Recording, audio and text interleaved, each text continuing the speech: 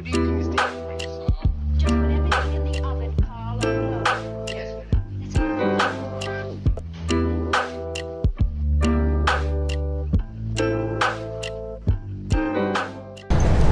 Hey guys, it's Brittany. Welcome back to my channel, and we are in a very, very strange location today.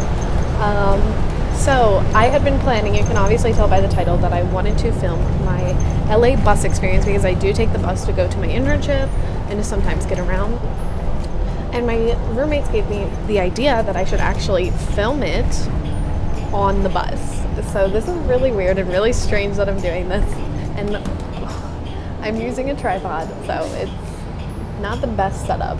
Like, this is my tiny camera, not my big camera. And the reason I have a headphone is because I'm trying to record external, what is it called? Sound, to try and help make this video sound better. Hopefully it does. I may have to re-record this in my bedroom. If not, if you're seeing this, it was successful. So let's get to the good stuff and just get into the video. So yes, I'm on the bus. Los Angeles has a bus system called... So Los Angeles has a bus system called the Metro, where they have buses and a like underground subway, I guess is what it's called. I'm not entirely sure. But basically, I have taken the bus for the past 2 months. I just recently started a new bus route because my internship changed locations, but I did used to know my bus route. So let me talk about it. This was actually my first time really doing like public transportation. My school has public transportation, but it's not like real, like it's only into downtown and it's nothing really crazy. And I now have my car at school, so I really don't ever use it. So this was like my real first experience doing it during the day and everything like that. So the first thing, the most important thing that comes with taking the bus system here is having a bus card. If you're going to be a regular bus user and you need to take the bus often, getting a bus card is amazing because you don't have to worry about change and you get free transfers for 2 hours. The thing about the bus system here is one bus is really not going to get you where you need to go unless you live in like Hollywood or your job is in Hollywood, and that doesn't work for me. I have to take 3 buses to get to my internship. So I get free transfers for 2 hours, so it only cost me $1.75 to get to my job. It does take quite a while. My internship is only about 23 minutes from where I live if I were to drive my car, but with the bus it takes about 1 hour and 15, which is a reasonable amount of time because they are making stops for other people. You're not the only ones who have to be considerate of that. So I would say it's a fair amount of time for what it needs to take. The most important thing I have found is that always have it on, I use Apple Maps, but always have your route set ahead of time, like know where you're going, like have that punched in and set in on your Apple Maps so that you can see where you need to be for each location, because it can be different depending on when the bus comes, the time, and it is important to be at the stop as soon as you can. A lot of the times the bus stop usually comes later, so there's people getting on the bus, so it's a little weird right now.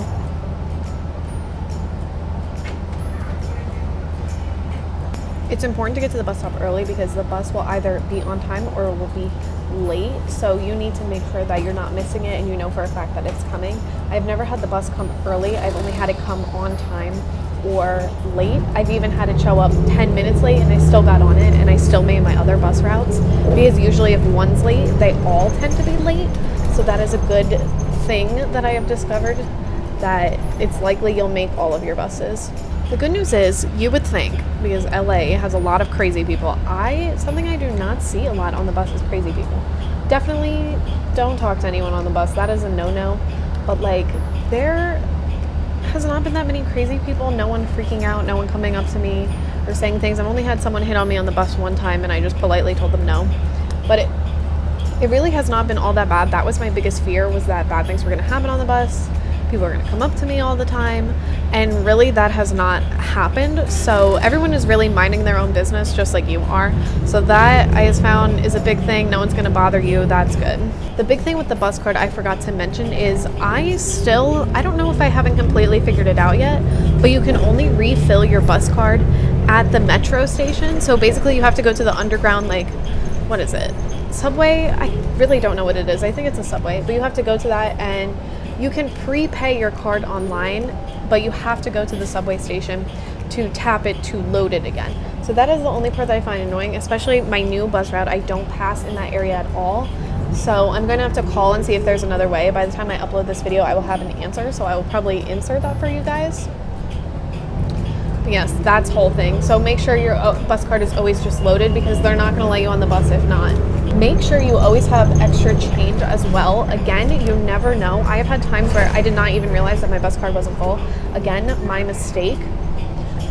So make sure you know that you'll have enough change to be able to get you home, because if not, you're out of options, or you have to pay for a really expensive Uber, and nobody wants to do that. I have done that a couple times where I didn't feel like taking the bus, but I knew that was my alternative. Yeah, you know what I'm saying.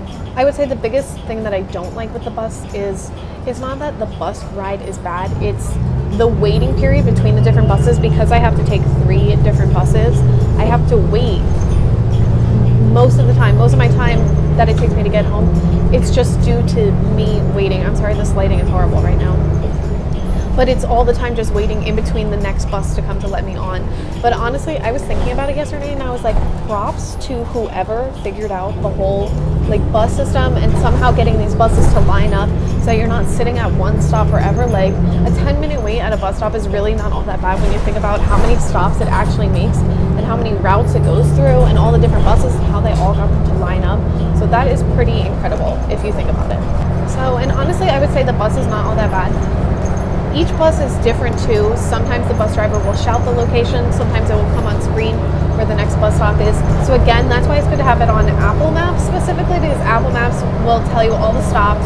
It will tell you the name of your stop, it will show you your stop, and it will tell you the name of the stop right before your stop. A lot of times I'll just watch it to make sure I'm staying on track, seeing where I am, things like that. I find that to be super important. But it's good to just be mindful, because something can change at any second. Traffic can pick up at any second. It's important to be on top of it. There's also this app called NextBus, and basically if you're waiting at a stop and you want to know how long, because a lot of times, like I said, the bus can be late, you can use NextBus at the stop that you're at. It'll refresh it for you, and it'll tell you how far away the next bus is. So it is a possibility that you can miss the bus, and it'll tell you. Usually it never happens, and I've only had to be off by a few minutes. Sometimes it's never so off as to say that I've missed the bus completely, which is a good sign. But again, apps always have flaws, but I always find it good to have if I'm afraid, maybe have I missed the bus? I've been here for so long and it's past the time that it's coming. You know, you have to think about the traffic going on in LA too. LA is traffic crazy. Overall, my bus experience, I would give it an 8 out of 10. Again, it's not perfect. Would it be great if I could have my own car out here? Yes, that would be the ideal situation, but I have never missed a bus. I have, besides sitting in traffic, I've always been able to get home. It has never been that bad. I only had one minor freak out one time, because it was only my second time taking the bus. I thought I had missed it when it turned out I didn't, and I had gotten on a different bus. But because of Apple Maps and NextBus app, I was able to figure out a different route and still be able to get home. So it is doable.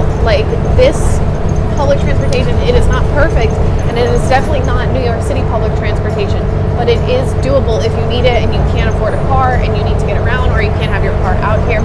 I completely say it's doable, and the ride really is not all that bad. I just put my headphones in and listen to music, and I deal with it, That doesn't sound exciting, but I deal with it. So I think that is really everything I need to say about my bus experience. There's not much more to it.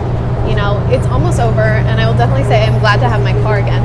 But the bus experience was a great learning experience, learning to be time-wise and looking things ahead. That has been the greatest thing about it.